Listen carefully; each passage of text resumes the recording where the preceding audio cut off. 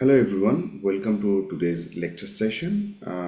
Today we will learn about challenges of adapting IPC precautions and use of guidelines in resource limited settings in an infectious disease emergency. So in today's lecture, we will learn overview of IPC and WASH and their linkage in healthcare facilities, available IPC guidelines, adaptation and implementation challenges, challenges of adapting IPC in healthcare facilities in LMIC, and also we'll learn about latest progress of overcoming these challenges. So let's learn about what do you mean by IPC. So IPC is an infection prevention and control, which is a set of evidence-based practice, system, and policies to prevent the transmission of infection and reduce the risk of healthcare-associated infections. Achieving effective infection prevention and control in healthcare facility is fundamental to meet several sustainable development goals, such as SDG 3, which is good health and well-being, and also SDG 6, which is include clean water and sanitation. So in the left side of the graph or the schematic, you can see water, sanitation, hand hygiene, waste management, environmental cleaning, isolation and ventilation. These are the core components of IPC and WASH. These are actually interlinked with each other and also overlap with each other things. So if you want to achieve overall IPC and WASH, these components needs to be integrated and needs to be improved simultaneously. So why ensuring IPC is critical? So number one is preventing healthcare-associated infection, protect patients and healthcare workers' health, reduce transmission during the outbreaks, and limited antimicrobial resistance, which is called AMR. So why these are very important? Because we need to protect the health, need to reduce the mortality. So only due to the IPC, it is estimated that by 2050, more than 39 million deaths could be occur, and the cost burden of gross domestic product would be more than 3.4 trillion. So this is the significant losses for the world only due to the AMR. Other causes are also been there, which is not diagnostic yet. So let's talk about the core components of WASH and IPC guideline.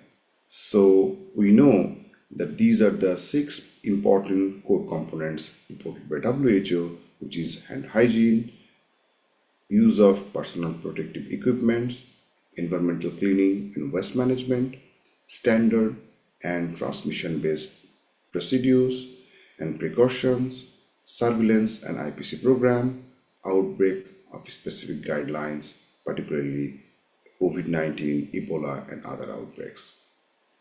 So this looks like very simple, but achieving independent and individual core components is really challenging, particularly for low-income settings. We will discuss today what are the challenges and try to describe them, how can we overcome in these lectures. So in the statistics reported by WHO, meeting IPC minimum requirements is a not easy task. According to the WHO, most of the hospital globally meet 50% of the core components of minimum requirements for the IPC. Very few hospitals in high-income countries achieve this 100% core components of minimum requirements of IPC, but no hospital in LMIC achieve these parameters. There are guidelines, and guidelines are available for local level, guidelines are available for the global level, also for the practitioners and for the users as well. But these guidelines are prepared top to bottom approach, not from bottom up approach, which is one of the biggest challenges, that this guideline is for overall improvement, not for the specific problem solver. So that's why sometimes it is very difficult for the LMIC hospital to adopt this type of guidelines, both for IPC and WASH. Let's discuss about the challenges. So challenges, IPC guidelines are technically sound but operationally demanding. So it requires person, organization structure, task, technologies environment, and also the huge burden of the environment. In LMIC, the main barriers is not lack of knowledge and willingness to actually resolve this IPC or improve WASH, but weak health system capacity, limited resource, and insufficient context adaptation. Let's discuss more about these challenges in next slide. So the core achieve the core components of IPC and WASH, what we need, we actually are suffering for infrastructure constraint. Users to infrastructure ratio is really high. Caregivers and cleaner behavior, human resource and capacity issues are really high. Lack of cleaning staff and trainer, guideline feasibility and systematic challenges, inadequate laboratory facility and surveillance system, and also one of the biggest problem is in LMIC is no transdisciplinary or multidisciplinary approach to overcome these challenges. So current research actually focusing on mainly, particularly when we talk about IPC overcoming, it's come up with hand hygiene and how to actually overcome hand hygiene. And it's only like focusing on soap availability, infrastructure availability, presence of hand washing basin, presence of alcohol-based hand sanitizer.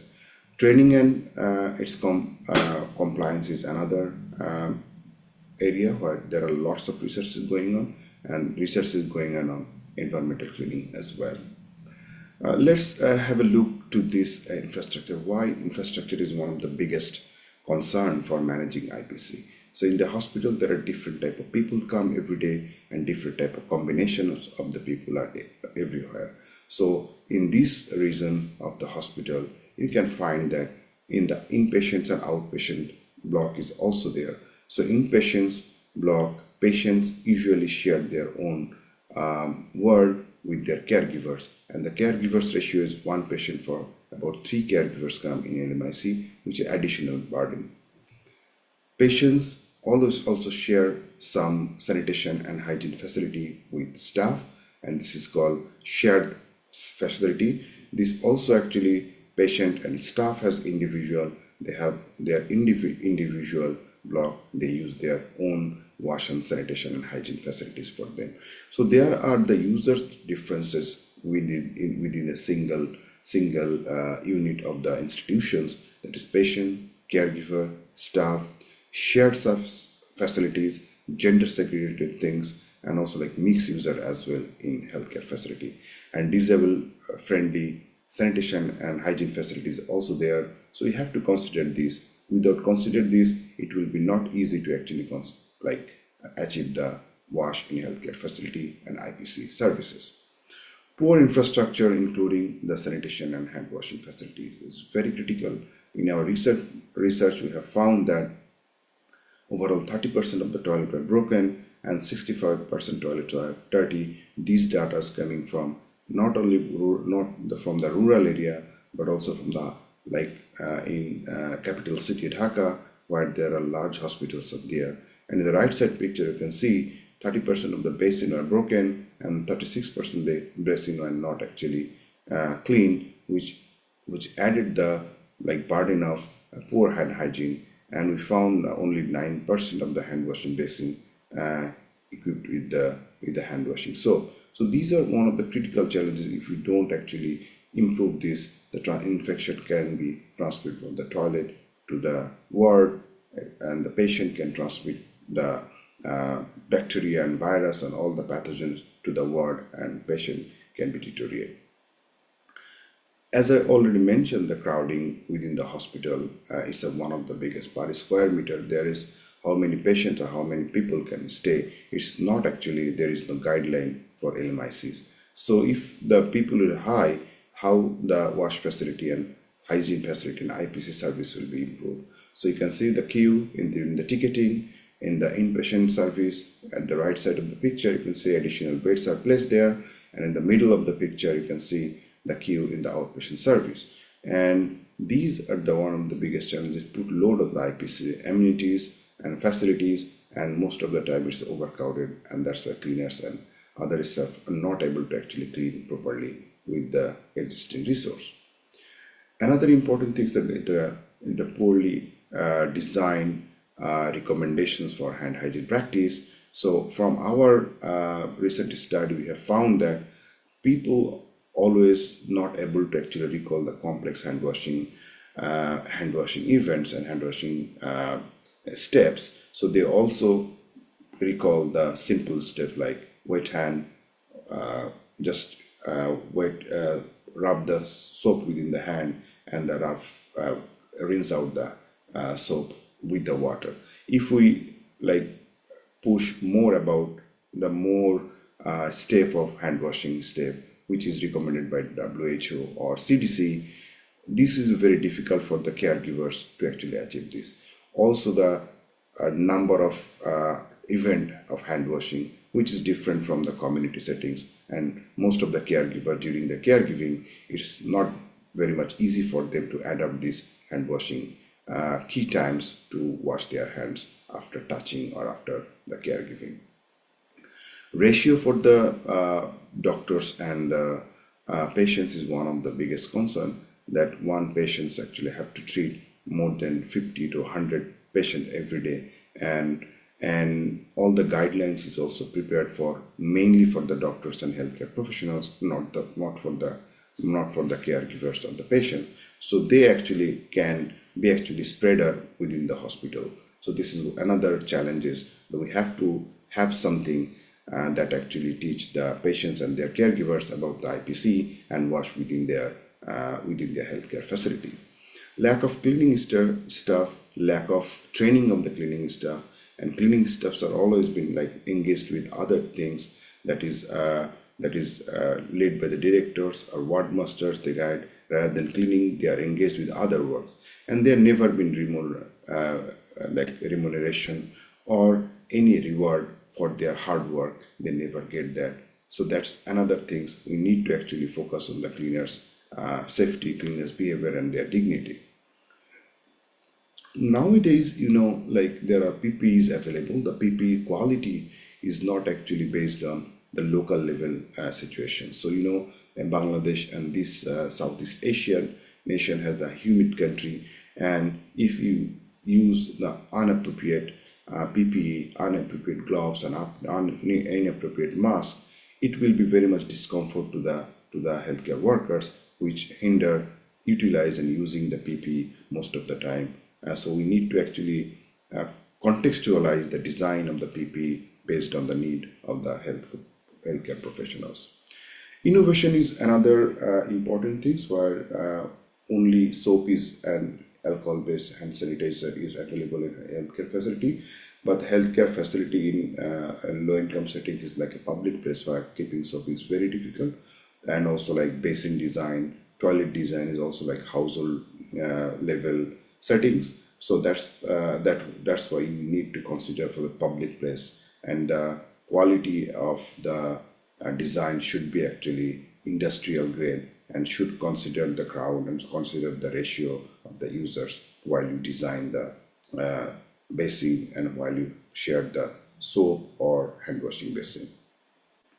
So that's why we need a very multidisciplinary team rather than only focusing on like single DGHS or hospital will actually resolve these things. Actually, we need industry support that can actually manufacture the wash and hygiene facility according to the need of the crowd and according to the need of the service. Academia need to actually work with the industry closely to actually design this type of facility through the research and innovation. DG Health definitely has a very high amount of task to actually coordinate this work. Community also has a role to actually train the people how to come, what should be the use when they come to the facility, and also ministry has a very important role to actually finance appropriately when it is needed. Otherwise, it will be really difficult to actually achieve this IPC and wash in NMICs. Latest development we have at ICDRB that we are collaborating with a number of stakeholders, including the DGHS and also University of Oxford, UNICEF, and local government to actually draft actually strategy for wash in healthcare facility. We have developed lots of dispenser, very low cost soap, which is called soapy water, adopted to WHO. We are going to trial this in the healthcare setting so that people have the soap availability, even it's very much highly crowded. So we are also developing transdisciplinary team so that we can actually work together to resolve this issue in healthcare facility settings. And this is the final slide that I would like to highlight. We always talk about IPC within the hospital who are actually getting treatment, but what is discharging from the hospital is another problem. It's a global LMIC problem that hospital actually contaminating the surrounding communities. And I would say this is achieving environmental IPC is also critical, which is also overlooked. Most of the researcher and most of the health workers don't have awareness about this discharge from the hospital. So I would like to stop there, and these are some resources that you can go through very quickly, and let me know if you have any question. Happy to respond to your comments. Thank you very much for your patient hearing, and over to you.